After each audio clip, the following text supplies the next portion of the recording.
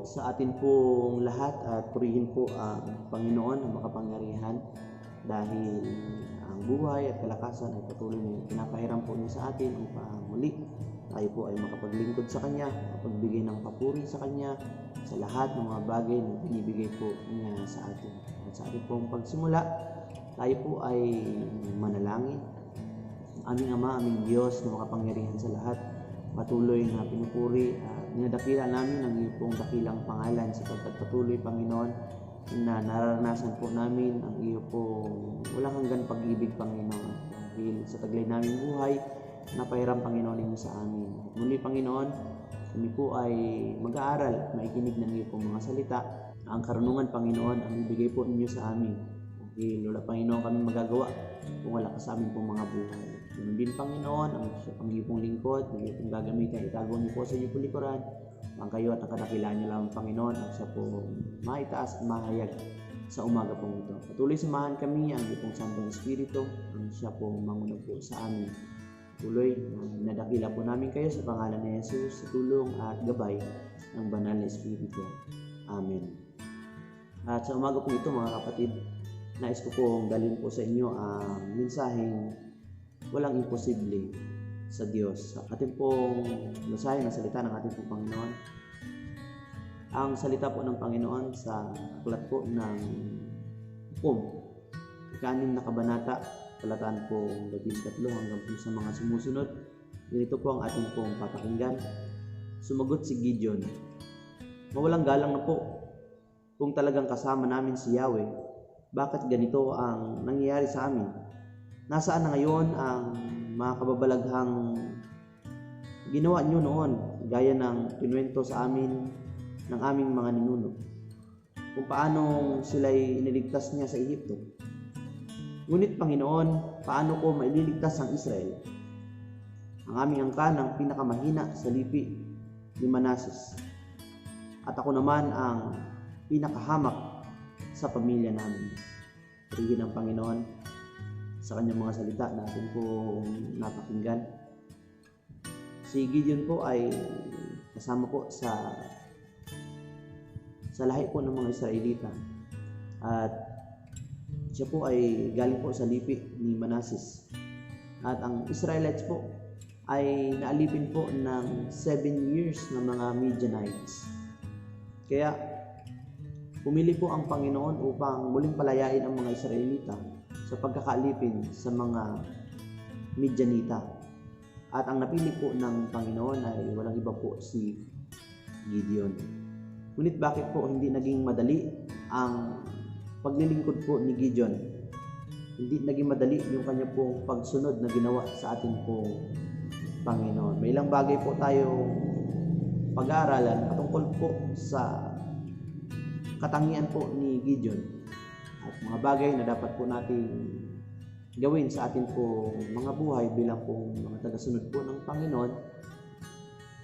Unang bagay po na makikita po natin dito, bakit hindi po naging madali ang pagsunod na ginawa po ni Gideon. Una po, nagalinlangan po si Gideon sa Diyos.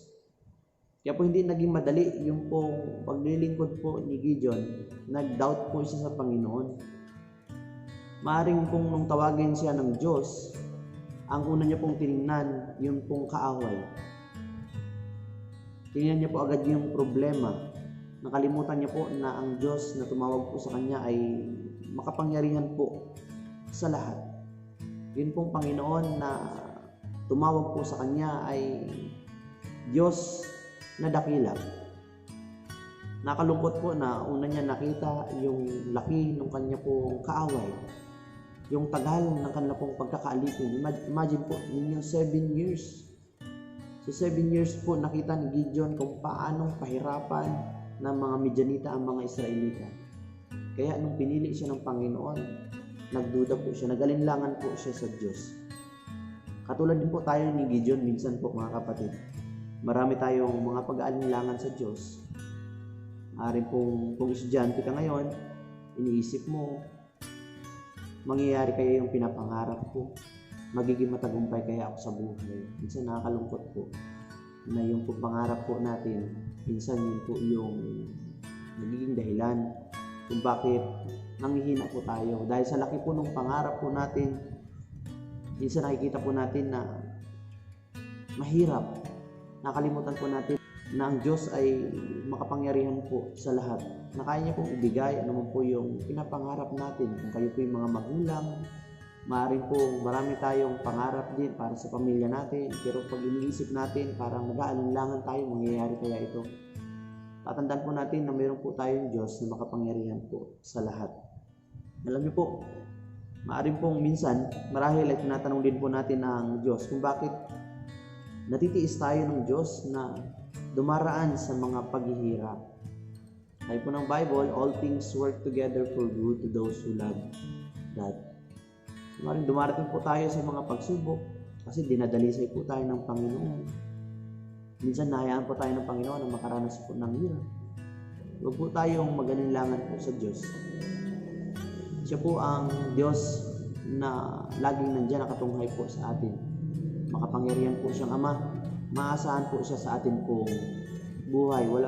Wala pong imposible sa atin pong Panginoon. At pangalawa po mga kapatid, bakit hindi naging madali ang pagsunod na ginawa po ni Gideon?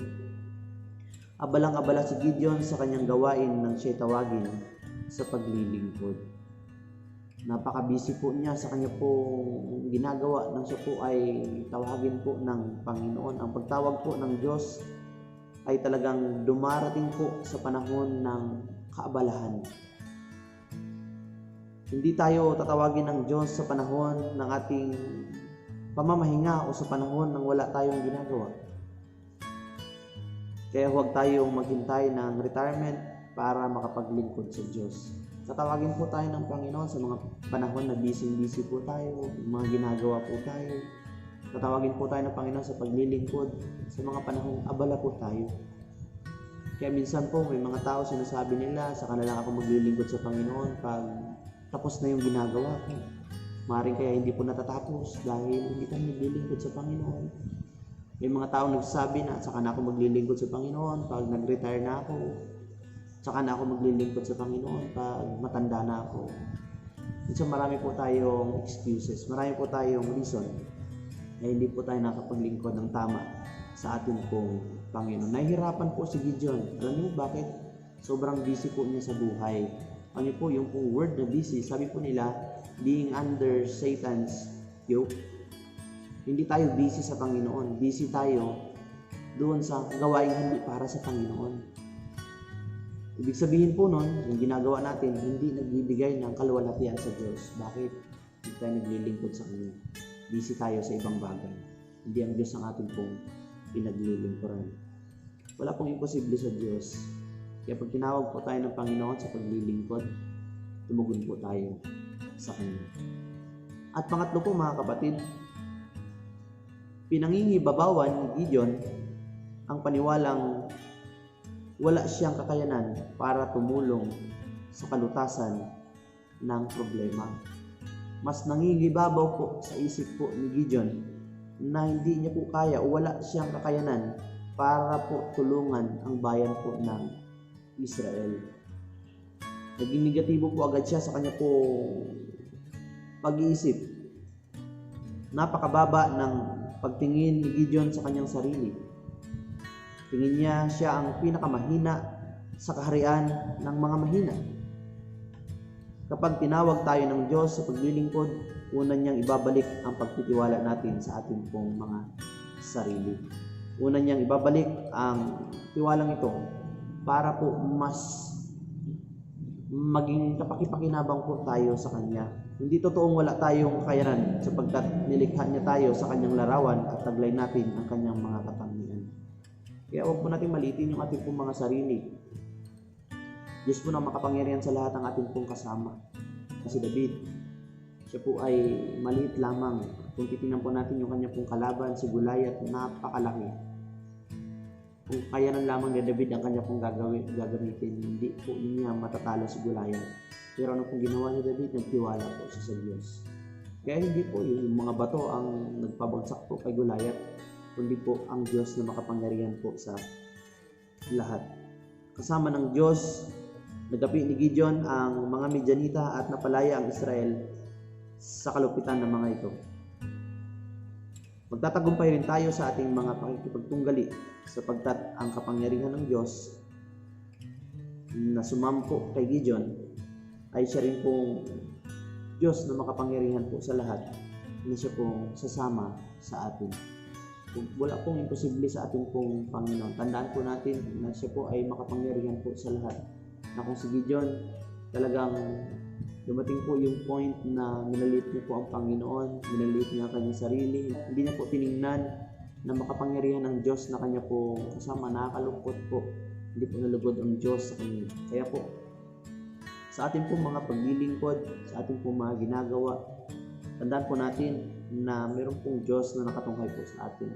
Ano man po yung pinapangarap natin, ano yung gusto natin gawin, hindi po talaga tayo magpapagmukay kung wala ang Panginoon na siya pong sasama sa ating pong mga buhay. Kaya patuloy po nating panalangin na samahan tayo ng Diyos, bigyan ng matibay na pananampalataya. Ano man ang harapin po natin sa buhay, patuloy na magtiwala tayo na mayroong Diyos na dakila po sa lahat na hindi po mangiiwan po sa ating Panginoon na walang ibang inisip kundi ang kabutihan ng bawat isa sa atin. Tayo pong lahat ay manalangin. Aming Ama, aming Diyos na makapangyarihan sa lahat, patuloy namin tinataas na dakilang iyo pong dakilang pangalan. Salamat Panginoon sa pagkakataon na muli kami ay nag-aaral ng iyo pong mga salita. Patuloy Panginoon, kami ay lumalapit po sa inyo, humihingi ng kapatawaran sa mga pagkakataon Panginoon na minaliit po namin ang iyo pong kapangyarihan sa mga pagkakataon Panginoon na humina yung aming pong mga pananampalataya. Dala Panginoon ng mga hirap, pagsubok na dumarating sa aming pong mga buhay, lalo tigit sa aming pong mga paglilingkod po sa inyo. Tulungan Panginoon, pagpalain kami na kung paano Panginoon nahirapan po si Gideon dahil hindi niyo po sinunod ang inyong pong kalooban. Ipaalala ito sa amin Panginoon upang hindi po kami mahirapan sa buhay na ito. Ang lubusan po kayo magtiwala at sumunod Panginoon sa inyong pong nais, sa inyong pong kalooban, sa inyong pong iniutos para po Panginoon gawin namin. Lord God, patuloy din po namin dalangin ang mga nakasama po namin sa paglilingkod sa araw po na ito sa social media, mga nanood Panginoon ng video nito, patuloy ang pagpapala Panginoon ay ibigay po ninyo sa kanila, kapayapaan Panginoon sa kanila pong mga puso at isipan, at laltigit ang inyong pong pag-iingat Panginoon ay igawad po ninyo Panginoon sa bawat isa sa kanila. Patuloy Panginoon na iniasa po namin sa inyo ang mga sunod pang mga oras, ang bukas ng aming mga buhay sapagkat kayo po ay Diyos na dakila. Alam po namin na kapag kayo po kasama po namin, patuloy Panginoon na buhay na ganap at kasiya-siya ang mararanasan po namin sa buhay po nito. Patuloy Panginoon, kinikilala po namin ang iyong pong kadakilaan, binabalik po namin ang pinakamataas na papuri sa pangalan ni Jesus na ang Panginoon tagapagligtas. Amen.